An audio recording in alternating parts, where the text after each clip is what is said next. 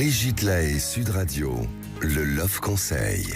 Eh bien, Simon Bruxelles, oui, quand on est jaloux, il se passe aussi des choses dans le corps. Hein. Terrible. C'est fou, hein, d'ailleurs. C'est une maladie. C'est toxique, hein, la voilà. jalousie. Ça peut détruire un corps, ça peut me pousser au suicide. C'est terrible au niveau donc réaction biologique, puisqu'on en parle, réaction chimique. La jalousie, ça rend fou. C'est un poison. En tout cas, être jaloux de ses ex, a priori, il n'y a aucune raison, hein, puisque si notre partenaire a quitté même s'il a été quitté, bon, ils sont plus ensemble, on n'a pas à être jaloux. Et pourtant, on entend hein, des jalousies pour des ex, on l'entend régulièrement. En fait, c'est souvent un manque de confiance en soi, mais pas seulement. Je crois qu'accepter le passé de quelqu'un, ça demande tout de même une certaine maturité. Par exemple, un ex ou une ex, ça peut nous renvoyer à une rivalité enfantine, une jalousie de frère ou de sœur, ou encore une fusion avec l'un des parents qui est toujours pas résolue. Et le besoin de possession qu'on peut avoir de notre partenaire peut aussi provoquer de la jalousie, comme si tout ce que l'autre a connu nous fait mal, d'autant plus s'il a été très amoureux d'un ex ou d'une ex. Donc on a imaginé et on se met à imaginer qu'il l'a été plus, qu'il ne le sera jamais avec nous-mêmes, etc. Et ça, c'est un poison qu'on va nourrir avec nos pensées, justement.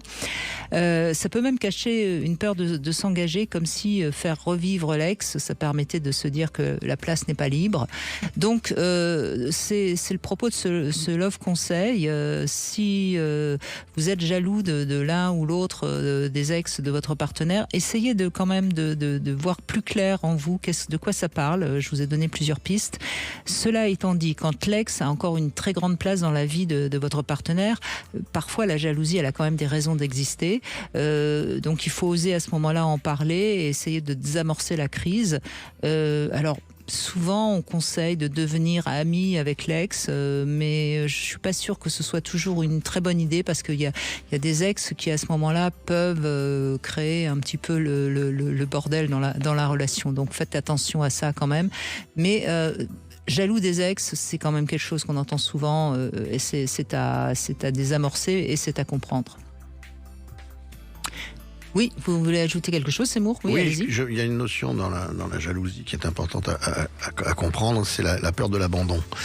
La peur de l'abandon, c'est très répandu. On a peur d'être abandonné parce que l'être aimé est attiré par quelqu'un d'autre. Et le décalage dans le temps, donc si on vit vraiment dans le présent, on vit son présent, et l'ex n'est pas présent. Mais comme je le disais tout à l'heure, le mental est toujours en train de rechercher des références dans le passé, et ce passé devient présent, et devient lourd à porter. Et cette peur de l'abandon, c'est elle qui réveille cette jalousie et cette peur qui va dans le corps faire des dégâts, hein, et peut devenir une obsession de qu'est-ce que tu as vécu avec cette femme ou avec cet homme.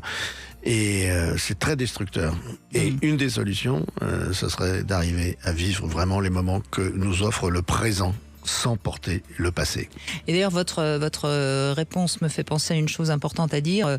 Ne posez jamais de questions sur la sexualité qu'il ou elle a eue avec ses ex. Jamais de poser de questions, parce que sinon, ça va vous faire ça devient un fantasme, pensées. Et le film va se mettre en route et ça va être insupportable. Voilà. Et en règle générale, il faut pas demander. Et avec ton ex, tu pratiquais la levrette. Voilà, non. C'était mieux qu'avec moi. Et si on vous pose des questions sur votre sexualité avec vos ex, répondez le plus vaguement possible. Ne donnez pas de détails, évidemment.